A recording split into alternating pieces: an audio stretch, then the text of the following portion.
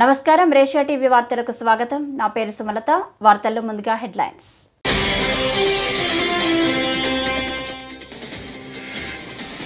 పల్నాడు జిల్లాలో deputy CM Pawan Kalyan పర్యటిస్తున్నారు. నరసరావుపేటలో ఆయనకు అభిమానులు, కూటమి నేతలు ఘన స్వాగతం.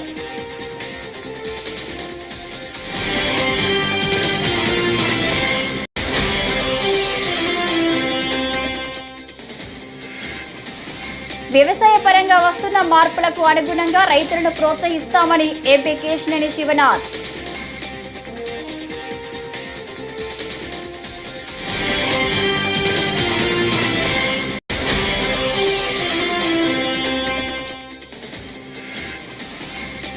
వైసీపీ హయాంలో జరిగిన అరాచకాలను సరిదిద్దడానికి ప్రభుత్వం ప్రయత్నిస్తున్నట్లు హోంమంత్రి అనిత.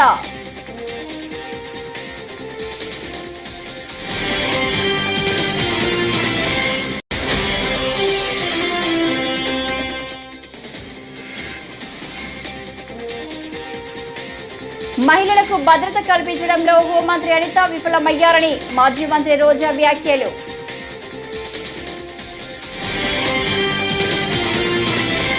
ఇక డీటెయిల్స్ చూస్తే, పల్నాడు జిల్లాలో డిప్యూటీ సీఎం పవన్ కళ్యాణ్ పర్యటిస్తున్నారు. నరసరావుపేటలో ఆయనకు అభిమానులు, కూటమి నేతలు ఘన స్వాగతం పలికారు. ఈ సందర్భంగా ప్రజలకు పవన్ అభివాదం చేస్తూ ముందుకు సాగారు.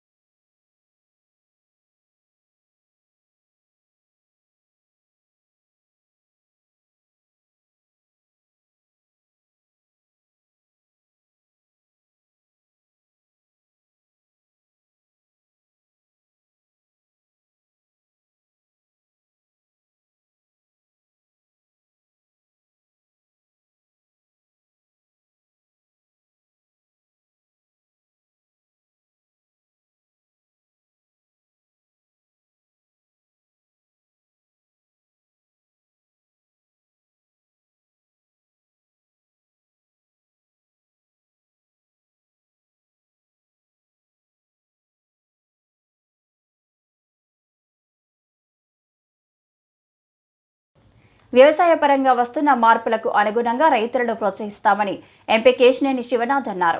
డ్రోన్లను ఉపయోగించి వ్యవసాయ పద్ధతులు అవలంబించేలా శిక్షణ ఇస్తామని, కేంద్ర రాష్ట్ర ప్రభుత్వాల సహకారంతో ఈ కార్యక్రమాన్ని నిర్వహిస్తామని ఆయన చెప్పారు. మంగళవారం ఎన్టీఆర్ జిల్లా అభివృద్ధిపై ఎంపీ కేశినేని అధ్యక్షతన సమీక్ష సమావేశం నిర్వహించారు. ఈ సందర్భంగా ఎంపీ మాట్లాడుతూ, ఈ రోజు సమీక్షలో అనేక అంశాలపై చర్చించామని, ఎన్టీఆర్ జిల్లా వ్యాప్తంగా వైద్యంపై ప్రత్యేక దృష్టి పెట్టామని తెలిపారు. ప్రప్రథమంగా నేను పార్లమెంట్ సభ్యుడిని అయిన సందర్భంగా ఏర్పాటైన దిశ మీటింగ్లో హాజరైన పెద్దలు ఎమ్మెల్యే గద్దె రామ్మోహన్ రావుకి, శ్రీరామ్ తాతయ్య గారికి, కొలికిపూడి శ్రీనివాస్ గారికి, మిగతా వాళ్ళందరికీ, అంతేకాకుండా ముఖ్యంగా జిల్లా కలెక్టర్ ఇన్ఛార్జ్ కలెక్టర్ గారికి, జిల్లా అధికారులకి అందరికీ కూడా ధన్యవాదాలు. ఇవాళ దిశ కమిటీలో మేము చాలా విషయాల మీద చర్చించడం జరిగింది. చక్కగా అధికారులందరూ కూడా రెడీ అయ్యి వచ్చారు. ఇవాళ ఈ దిశ కమిటీ యొక్క ముఖ్య ఉద్దేశం కేంద్ర ప్రభుత్వం స్కీమ్స్ ఏ విధంగా ఈ ఎన్టీఆర్ జిల్లాలో పనిచేస్తున్నాయి అనేదే ఈ మీటింగ్ యొక్క ముఖ్య ఉద్దేశం. తప్పకుండా ఇవాళ చాలా ప్రోగ్రామ్స్ మీద మాట్లాడాం. అన్నీ కూడా ముందుగా జల్ జీవన్ మిషన్ మీద మాట్లాడాం.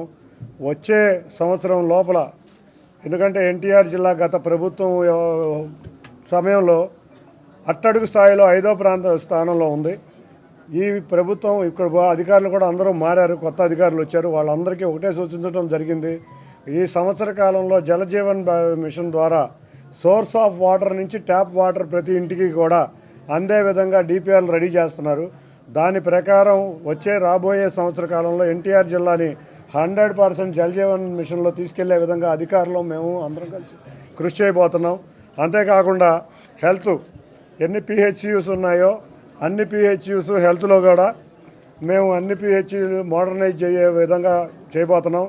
అన్నిటికన్నా ముఖ్యంగా జీజీహెచ్లో చూస్తే చాలా కాంపాక్ట్గా చాలా ఇరుకుగా ఉంటుంది. దానికోసం ఆల్రెడీ గత పార్లమెంటు సమావేశాల్లోనే మంత్రి గారైన గౌరవనీయులు నడ్డా గారికి 130 కోట్లు ఇవ్వమని మేము ఒక రిప్రజెంటేషన్ కూడా ఇవ్వడం జరిగింది. అది కూడా మేము కూర్చొని మాట్లాడుకోవడం జరిగింది. తప్పకుండా ఇవాళ వైద్యం మీద దృష్టి పెట్టి జిల్లా మొత్తం మీద ఉన్న వైద్యంలో ఏ విధమైన సదుపాయాలు అందించాలో ఆ విషయం కూడా చర్చించడం జరిగింది. ఇక మూడోది ఉమెన్ అంగన్వాడీ సెంటర్లు. ఇవాళ అంగన్వాడీ సెంటర్లు రాష్ట్రంలో ఆడబిడ్డలకు ఏమాత్రం లేని రక్షణ లేకుండా పోయిందని, వారికి భద్రత కొరవడిందని, చివరకు చనిపోయిన బిడ్డ మృతదేహాన్ని కూడా కనిపెట్టలేని దుస్థితిలో ఈ ప్రభుత్వం ఉందని వైఎస్ఆర్సీపీ రాష్ట్ర అధికార ప్రతినిధి మాజీ ఎమ్మెల్యే రాచమల్లు శివప్రసాద్ రెడ్డి ఆక్షేపించారు. కూటమి పాలనలో ఈ 5 నెలల్లో 100 మంది మహిళల ఉసురు పోసుకున్నారన్న ఆయన, ఆడబిడ్డలకు న్యాయం చేయలేని ఈ ప్రభుత్వం దేనికని ప్రశ్నించారు. ఎవరు ఈ అఘాయిత్యానికి పాల్పడినారో సక్రమంగా గుర్తించలేని పరిస్థితి, సక్రమంగా కఠినమైనటువంటి చట్టపరమైన చర్యలు కూడా తీసుకునే దాఖలాలు లేవు. రాజకీయ జోక్యాలు, నాయకుల యొక్క ఒత్తిళ్లు, వీడు మా కులమోడనో, వీడు మా పార్టీ వాడనో, ఆ ఎమ్మెల్యేకు అనుచరుడనో, ఈ మినిస్టర్కు చుట్టమనో, ఇంతటి నేరాలకు పాల్పడిన వారిని మీరు కాపాడే ప్రయత్నం చేస్తున్నారంటే రాజకీయంగా మీ పదవులు ఉంటాయో ఉండవో నాకు తెలియదు, కానీ భగవంతుని దగ్గర మాత్రం మీకు శిక్ష తప్పనిసరిగా ఉంటుందో ఉండదో పక్కన పెడితే బ్రతికి ఉన్న ఈ సందర్భంలోనే, మీరు బ్రతకబోయే ఈ కాలంలోనే దుర్భరమైనటువంటి జీవితాన్ని గడుపుతారు. మీరు పురుగులు పడి వస్తారు. మీరు ఈ పిల్లల గురించి మీరు పట్టించుకోకుండా మీరు ఎంత ఆశామాష అయిపోయింది మీకు. ఈ రాష్ట్రంలో శాంతి భద్రతలను పరిరక్షించే విషయంలో నిమ్మకు నీరెత్తినట్టు వహిస్తారా మీరు? నంద్యాల దగ్గర జరిగిన ఘటన కళ్ళు తెరిచిండాలా మీరు ఆనాడే. సత్యసాయి జిల్లాలో అత్తాకోడలపైన జరిగినప్పుడు జాగ్రత్త పడిండాలా. తిరుపతి జిల్లాలో వడమలేరు దగ్గర ఒక పాపకు జరిగినప్పుడు జాగ్రత్త పడిండాలా. 3 సంవత్సరాల చిన్నారిని మానభంగం చేస్తున్నారంటే నట్టి నడివీధుల వీళ్ళను ఉరిదీయాల. వీళ్ళను 4, 5 మంది 6 మంది కలిసి ఒక పాపను చిదిమేస్తున్నారు. ఆ పాప జీవితాన్ని మీ చర్మం కూడా అట్లా పులకరించడంలే, చీమ గుట్టినట్టు కూడా లేదు మీకు. మీ గొప్పలే సరిపోయినాయి తప్ప ఆడపిల్లల యొక్క జీవితాల గురించి మీరు పట్టించుకోవడంలే. ఏ మహిళలైతే మీకు ఓట్లేసినారో ఎవరైనా వేసి ఉంటారు. వేసి ఉన్న ప్రతి తల్లి ప్రతి చెల్లి ఈరోజు మిమ్మల్ని చూసి సిగ్గుపడతా ఉంటారు ఓటేసినందుకు. వారి శాపనార్థాలకే మీరు మీ ప్రభుత్వం సర్వనాశనమైపోతుంది. ఎంతసేపన్నా చూడండి ఈ కూటమి ప్రభుత్వం గొప్పలు గొప్పలు గొప్పలు. శాంతి భద్రతలను పరిరక్షించే విషయమే జాగ్రత్త లేదు. నిన్న పవన్ కళ్యాణ్ సుస్పష్టంగా చెప్తా ఉన్నాడు ఆయన, ఇది మంచి విషయం. కనీసం జరిగిన తప్పును, వారి వైఫల్యాన్ని, వారి అసమర్థతను కనీసం ఒప్పుకున్నారు. మేము విఫలమైనాం.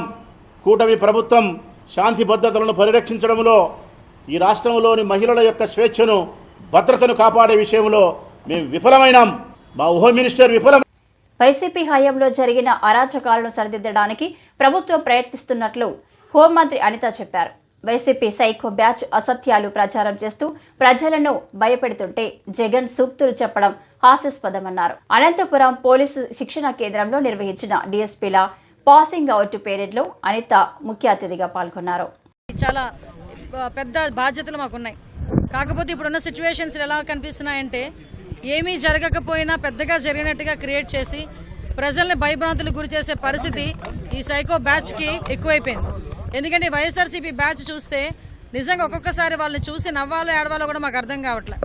విషయం ఏంటంటే, నిన్న నైట్ తిరుపతిలోని ఒక సంఘటన జరిగిందని సాక్షి పేపర్లోని, సాక్షి టీవీలోని కూడా చాలా పెద్ద ఎత్తున ప్రచారం చేసిన పరిస్థితి. కనీసం అమ్మాయికి నిజంగా అత్యాచారం జరిగిందా, లేకపోతే నిజంగా ఏం జరిగిందని వాస్తవ పరిస్థితులను కూడా ఆలోచన చేయకుండా ఇమీడియట్గా బురద చల్లడం, ఆ సోషల్ మీడియాలో విపరీతంగా పోస్టులు పెట్టుకోవడం, ఇదొక ప్యాషన్ అయిపోయి జనాల్ని ఒక భయభ్రాంతులను గురి చేయడానికి, ఈ ప్రభుత్వం మీద బురద చల్లడానికి వీళ్ళు ఎక్కువగా చేస్తున్న ప్రయత్నాన్ని మేము అడ్డుకోవడం అనేది ఈరోజు మా దగ్గర ఉన్న గురుతర బాధ్యతగా మేము భావించాలి. ఎందుకంటే ప్రజల తాలూకా ఎమోషన్స్తో వీళ్ళు ఆడుకునే పరిస్థితి ఉంది. జగన్మోహన్ రెడ్డి ఇంటికి సుమారుగా 12 కోట్ల రూపాయలు పెట్టి బందోబస్తు ఏర్పాటు చేసుకున్నాడు. కానీ పోలీస్ డిపార్ట్మెంట్లో మానేసి వెళ్ళి 700 కోట్లు పెట్టి వైజాగ్లోని ఋషికొండలో ఒక విల్లా కట్టాడు. ఎందుకయ్యా విల్లా కొట్టావు, వీటిలో ఎందుకు చేయట్లేదంటే దీని గురించి మాట్లాడు. ఇతడు ఈరోజు శాంతి భద్రతల గురించి మాకు లెక్చర్లు ఇచ్చే పరిస్థితి ఈరోజు కనిపిస్తూ ఉంది. సిగ్గుపడాలి ఈరోజు.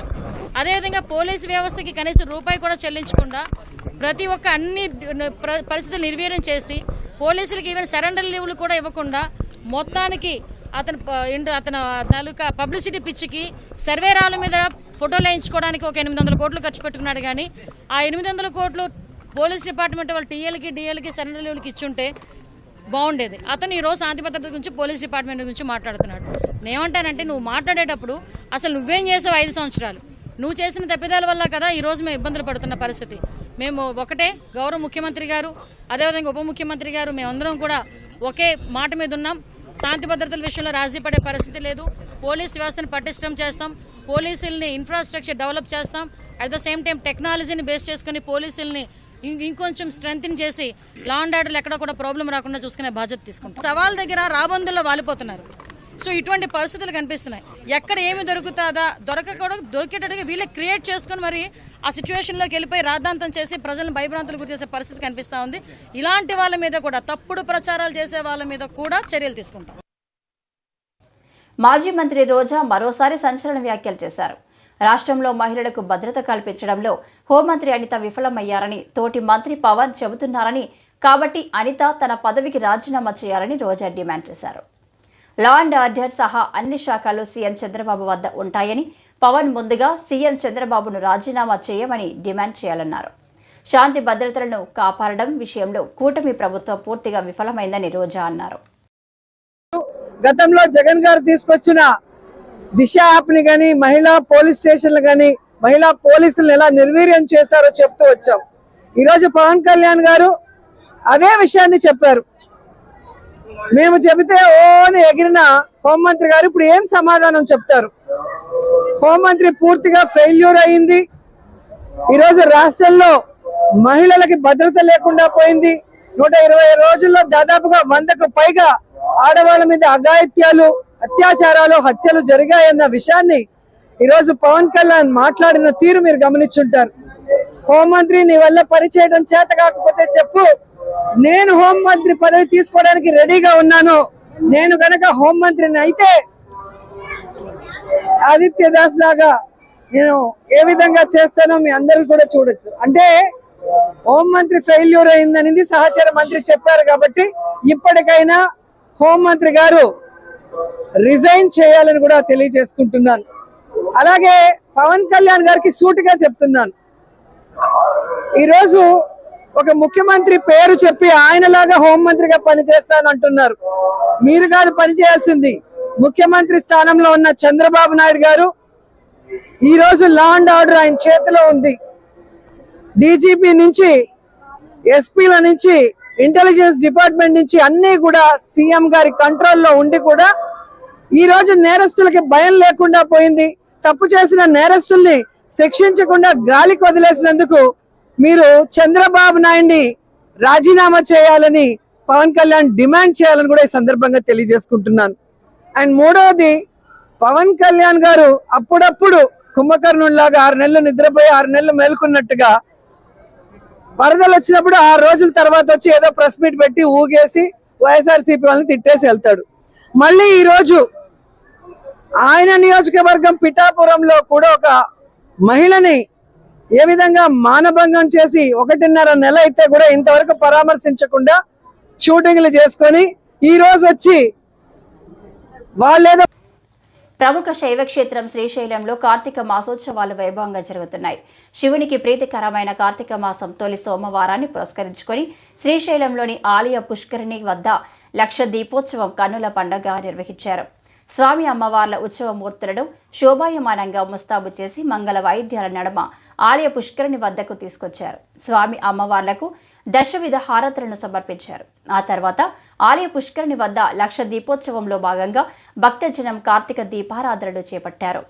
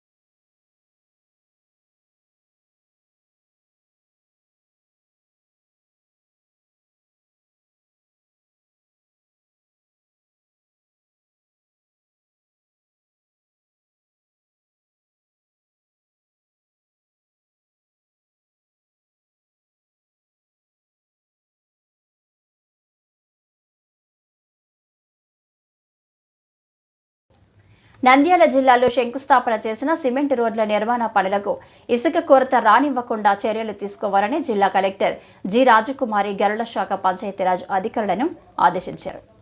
సోమవారం కలెక్టరేట్లోని పీజీఆర్ఎస్ హాల్లో ప్రజా సమస్యల పరిష్కార వేదికలో భాగంగా జిల్లా అధికారులతో సమీక్ష నిర్వహించారు. Joint collector C Vishnucharan, DRO Ramu Naik తదితరులు పాల్గొన్నారు.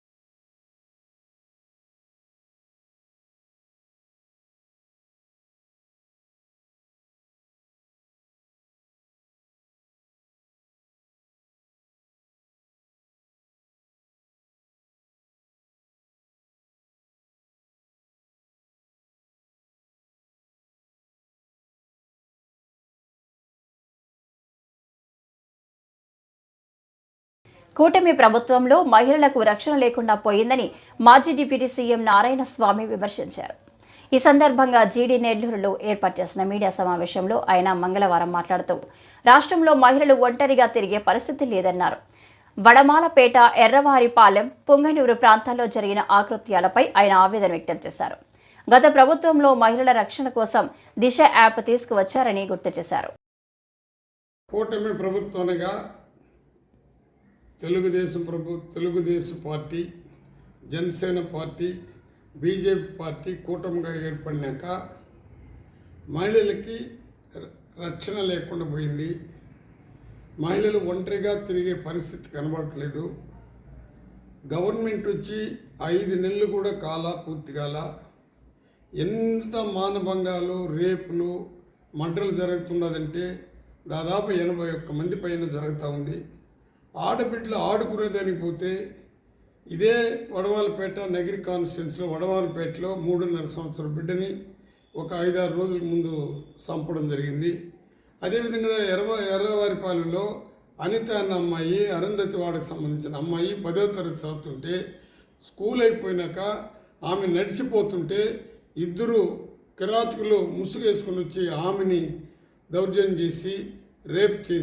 దౌర్జన్యాలు చేసి ముళ్ళ కంపలు ఏ విధంగా చేశారో పేపర్ చూస్తుంటే చాలా బాధగా ఉంది. పొంగునూరులో జరిగిన సంఘటన అంటే చిత్తూరు జిల్లా అంటేనే చంద్రబాబు నాయుడు యొక్క జిల్లా. ఆ పొంగునూరులో జరిగిన సంఘటన చూస్తూ ఉంటే నిజంగా మానవత్వం ఉన్న ప్రతి ఒక్కరు కూడా, మనుషులుగా పుట్టిన ప్రతి ఒక్కరు కూడా తల వంచుకోవాల్సిన పరిస్థితి ఈరోజు ఈ ప్రభుత్వంలో కనబడుతున్నది.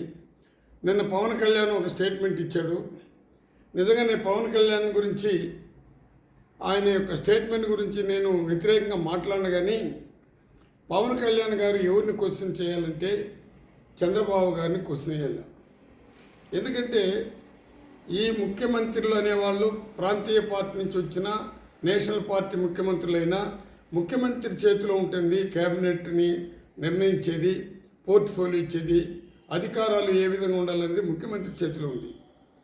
ఇదే జగన్మోహన్ రెడ్డి గారు ఉండేటప్పుడు చిన్న ఇన్సిడెంట్ జరిగితే కూడా జగన్మోహన్ రెడ్డి ప్రభుత్వం వైఫల్యాన్ని మాట్లాడినారు. ఏలాంటి వైఫల్యం లేని ప్రభుత్వాన్ని వైఫల్యాన్ని అందించారు. ఆయన దిశ యాప్ తీసుకొని వచ్చి మహిళా రక్షణ కోసం ఆయన దిశ యాప్ తీసుకొని వచ్చి ప్రపంచమే మెచ్చుకునేటట్టు చేస్తే ఆ రోజు వీళ్ళు అసహించుకున్నారు. ఈరోజు హోమ్ మినిస్టర్ మీకందరికీ తెలుసు. హోమ్ మినిస్టర్ వచ్చి దళిత్ అంటాం, మినిస్టర్ వచ్చి దళితులని మాట్లాడద్దండి దయచేసి. కలెక్టర్ అయితే దళిత కలెక్టర్ అంటారు, మినిస్టర్ అయితే దళిత మినిస్టర్ అంటారు. మినిస్టర్ అంటే మొత్తం మంది. ప్రముఖ తెలుగు చలనచిత్ర సినీ నటుడు చైతన్య కృష్ణ కుటుంబ సభ్యులతో కలిసి సోమవారం నైవేద్య విరామ సమయంలో శ్రీవారిని దర్శించుకున్నారు.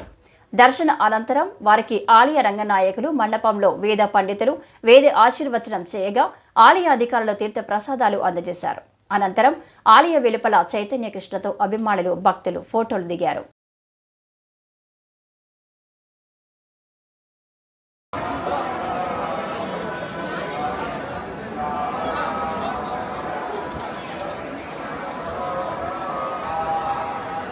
సార్ స్లోగా స్లోగా ఇది మాకు అలవాటు నచ్చలేదు. ఇది వచ్చాను సార్.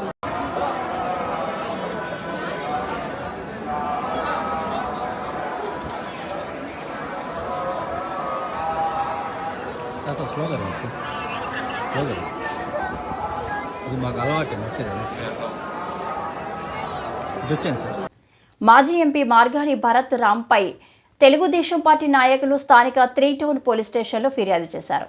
రాష్ట్ర ప్రభుత్వం పట్ల దుష్ప్రచారం, నగర ప్రతిష్టను దెబ్బతీసేలా అతని సోషల్ మీడియాలో అసత్య ప్రచారం చేస్తున్నందున మార్గాని భరత్ రాంపై చర్యలు తీసుకోవాలని కోరుతూ స్టేషన్ హౌస్ ఆఫీసర్కు టీడీపీ నాయకులు ఇన్నమూరి ప్రదీప్, నల్లం శ్రీను, బుడ్డిగ రవి, చాపల చిన్నరాజు తదితరులు ఫిర్యాదు చేశారు. అనంతరం ఇన్నమూరి ప్రదీప్, నల్లం శ్రీను, చాపల చిన్నరాజు మీడియాతో మాట్లాడారు. గోదావరి నది పుణ్య స్నానం అనేది హిందువులు చాలా పవిత్రంగా భావిస్తారని, అందులోనూ కార్తీక మాసం నేపథ్యంలో రాజమండ్రి నుంచే కాకుండా చుట్టుపక్కల గ్రామాల నుంచి వేలాది మంది భక్తులు వచ్చి గోదావరి నది పుణ్య స్నానాలు ఆచరించి పూజాది కార్యక్రమాలు నిర్వహించడం అనాదిగా వస్తున్న సాంప్రదాయమన్నారు. అలాంటి గోదావరి నది కాలుష్యంగా ఉందని, చెత్త చెదారం పేరుకుపోయిందని రాజమండ్రి మాజీ ఎంపీ మార్గాని భరత్ రామ్ తన సోషల్ మీడియా ద్వారా అసత్య ప్రచారం చేస్తున్నారని, అతని వ్యవహారం భక్తుల మనోభావాలను దెబ్బతీసేలా ఉందని ఫిర్యాదులో పేర్కొన్నట్టు తెలిపారు.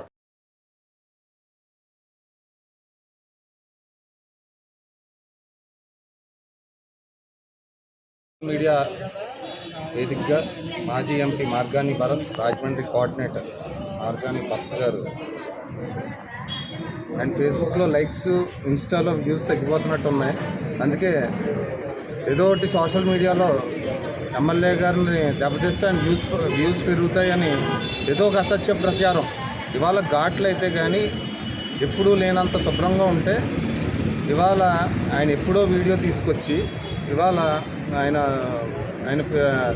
అఫీషియల్ పేజ్లో పెట్టడం జరిగింది.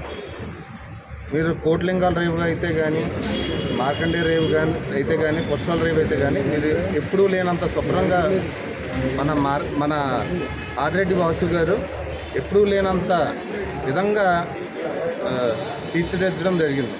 అలాంటివి చేస్తే ఇవాళ చెడు ప్రచారంగా ఎప్పుడో వీడియోని మార్పింగ్ చేసి మీరు ఆ వీడియోలో కూడా చూడండి. ఎప్పుడు జనాలు ఉంటారు. ఇప్పుడు కార్తీక మాసం అంటే జనాలు ఉంటారు. జనాలు లేకుండా ఇద్దరు భక్తులు ఏదో ఎప్పుడుదో వీడియో ఇద్దరు మనుషులను పెట్టి వీడియో తీసి ఇవాళ కార్తీక మాసంలో బాగోలేదని చెప్పి ఇవాళ వీడియో పెట్టడం జరిగింది. ఇతను అరాచకాలకి ఇంకా మేము ఇచ్చేలాగా మన 3 టౌన్ సిఐ గారు కంప్లైంట్ ఇవ్వడం జరిగింది. అసమర్థ పాలనలో ఉన్నటువంటి 5 ఏళ్ల పాలనలో ఉన్నటువంటి ఒక ఫేక్ వీడియోని అతను సోషల్ మీడియాలో వైరల్ చేస్తూ అసత్య ప్రచారాలు చేస్తూ భక్తుల మనోభావాలను దెబ్బతినేలాగా పుష్కర్ ఘాట్లో ఈ రకమైనటువంటి పరిస్థితి ఉందని చెప్పేసి అతను తప్పుడు ప్రచారాలు ఇచ్చేస్తూ ఉన్నాడు.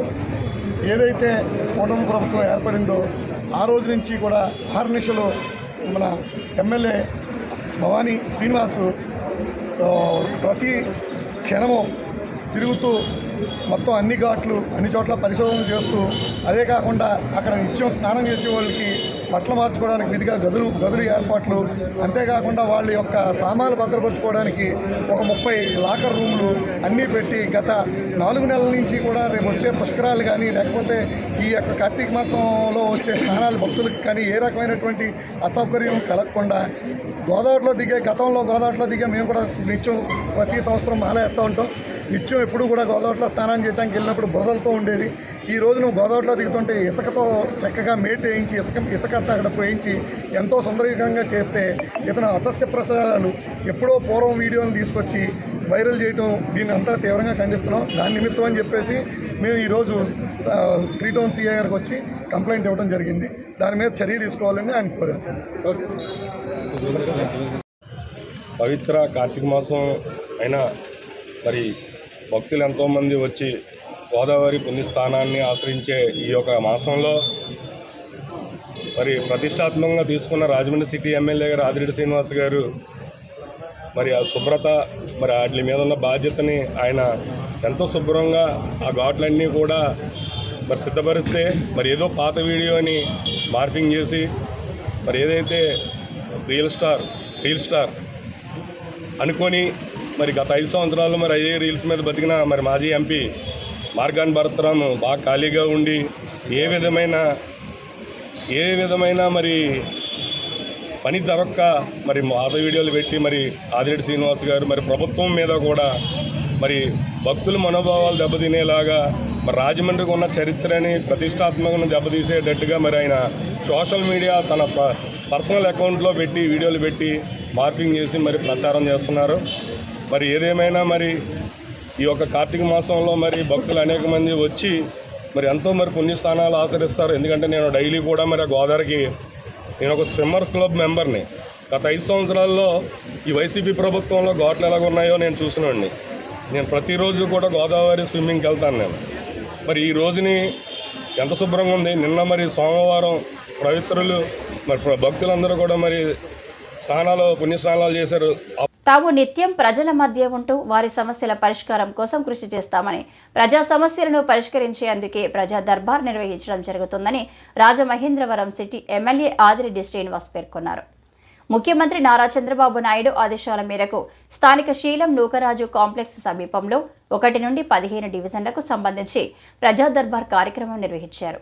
ఆయా డివిజన్లకు చెందిన ప్రజలు అశేషంగా హాజరై తమ సమస్యలు పరిష్కరించాలంటూ ఆర్జీలను ఎమ్మెల్యే ఆదిరెడ్డి శ్రీనివాస్కు అందజేశారు. ముఖ్యంగా పెన్షన్లు, రేషన్ కార్డు, ప్రభుత్వ ఇంటి స్థలం తదితర సమస్యలు పరిష్కరించాలంటూ ప్రజలు ఆర్జీ పెట్టుకున్నారు. ప్రజలు విన్నవించిన సమస్యలను ఎమ్మెల్యే ఆదిరెడ్డి శ్రీనివాస్ వింటూ ఆర్జీలు స్వీకరించి ఆయా శాఖల అధికారులకు ప్రజల సమస్యలు పరిష్కరించాలంటూ సూచించారు. ఈ సందర్భంగా ఎమ్మెల్యే ఆదిరెడ్డి శ్రీనివాస్ మాట్లాడుతూ ప్రజా సమస్యల సత్వర పరిష్కారం కోసం తమ కూటమి ప్రభుత్వం పనిచేస్తుందని, దానిలో భాగంగానే ప్రజా దర్బార్ నిర్వహిస్తున్నామన్నారు.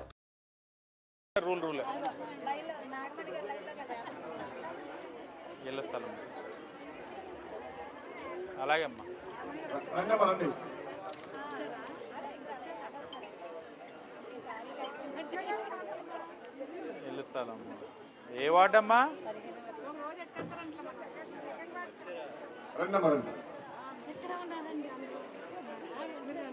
అలాగే అమ్మా.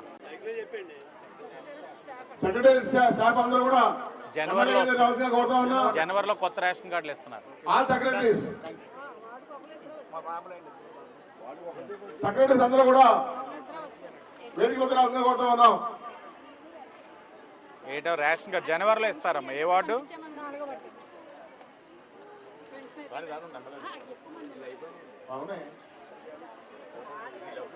ఏ వార్డు అమ్మా? ఆవా 16th వార్డా? సెక్రటరీస్ అందరూ కూడా ముందుకు రావాల్సిందిగా కోరుతా ఉన్నాం. All secretaries. పెన్షన్ 63,000 వస్తాయమ్మా. ఏ వార్డు? 7th ward. అర్జీ పెట్టుకోండి. మొన్న వచ్చారు కదా, ఏదో ఏంటి విషయం? ఇల్లు కోసం కాదు, అప్పుడు దేనికోసం వచ్చారు? అవును, అది పోలీస్ స్టేషన్ 1 టౌన్కి వెళ్ళమన్నారు. ఒక 5 minutes ఉండి నీకు అప్ చెప్తాం.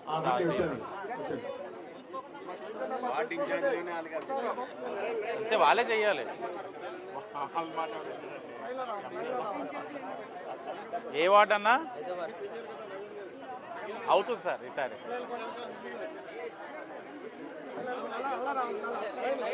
టూ మంత్స్లో అవుతాయమ్మా. ఏంటి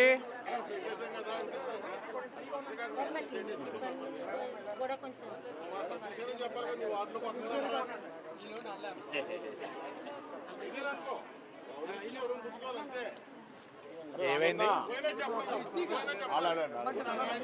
ఆయన అలా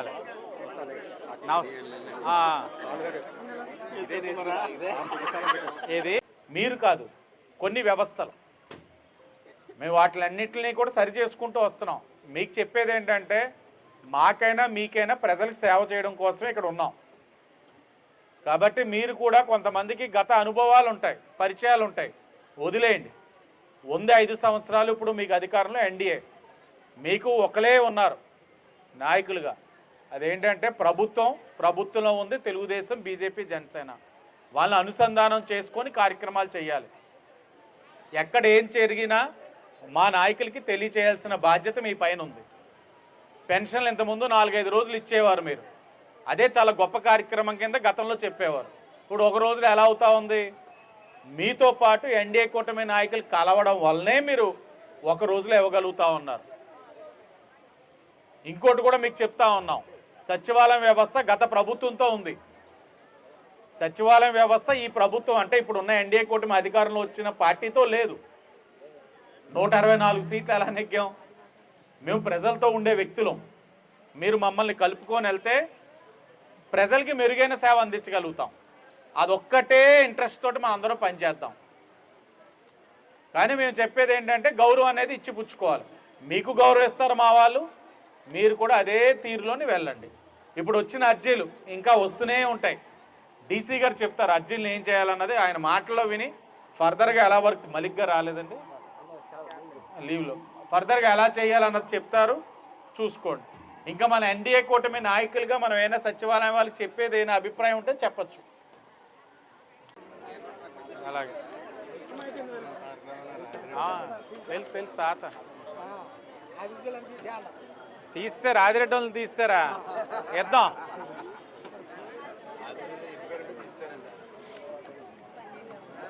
అలా ముందే టికెట్ ఇసి ఉంటే నా పేరు ఉందని అవుద్దాం. ఒంటరి మైల్ అవుతుందాం. లేదు ఇప్పుడు అవుతుంది తల్లి, 4000 వస్తుంది, 2-3 నెలల్లో వస్తుంది. వస్తుంది. ఎక్కడ 10వ వార్డు? మారుబ్బుడా 4వ ఇదా? అలాగే 13వ వార్డా అవుతుందమ్మా. డెత్ సర్టిఫికేట్ అని పెట్టారా?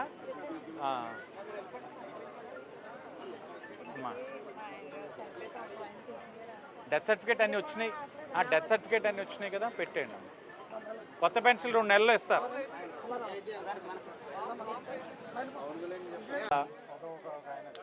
ఇంకో ఆయన ఎందుకు, ఇంకో రాలేదు ఎందుకు లీవ్లో? నాగుల చవితి అన్నది కారణం చెప్పకండి. అదే సినిమా నాగుల పంచమికి సెలవు ఇస్తారు అన్నట్లు మేము పనిచేస్తున్నాం. మనం కూడా మీరు పనిచేయాలి. చంద్రబాబు నాయుడు గారు పనిచేస్తున్నారు, పవన్ కళ్యాణ్ గారు కూడా పనిచేస్తున్నారు. మనందరూ చెయ్యాలి. మీరు ఇంకా అలాంటి ఎక్స్క్యూజ్ తీసుకోకండి. ఇప్పుడు అడ్మిన్స్ మాత్రం ఈ హౌస్ ట్యాక్సెస్ది చాలా సెన్సిటివ్ ఇష్యూ. మీరు వెంటనే అప్లోడ్ చేయండి. డీసీ గారు చేయడానికి రెడీగా ఉన్నారు. మీకు ఏదైనా టెక్నికల్ ఇష్యూస్ ఉంటే వెంటనే చెప్పండి, పైకి మీ గ్రీవెన్స్ చెప్పండి. కానీ డిలే మాత్రం ఉండకూడదు. మరలా చెప్తా ఉన్నాం, మా లీడర్స్ ఎవరు చెప్పినా పబ్లిక్ కాజ్ కోసమే. మీకు అది వెంటనే అప్లోడ్ చేయండి. టెక్నికల్గా ఏదైనా ఇష్యూ ఉందంటే డీసీ గారు చెప్పండి, ఆయన మాకు అప్డేట్ ఇస్తారు. సార్ పలానా వార్డులో పలానా సచివాలయంలో ఈ టెక్నికల్ ఇష్యూ ఉంది, చేయలేకపోతున్నాం. మేము అది ఎలాగైనా మేము సరి చేసుకుంటాం.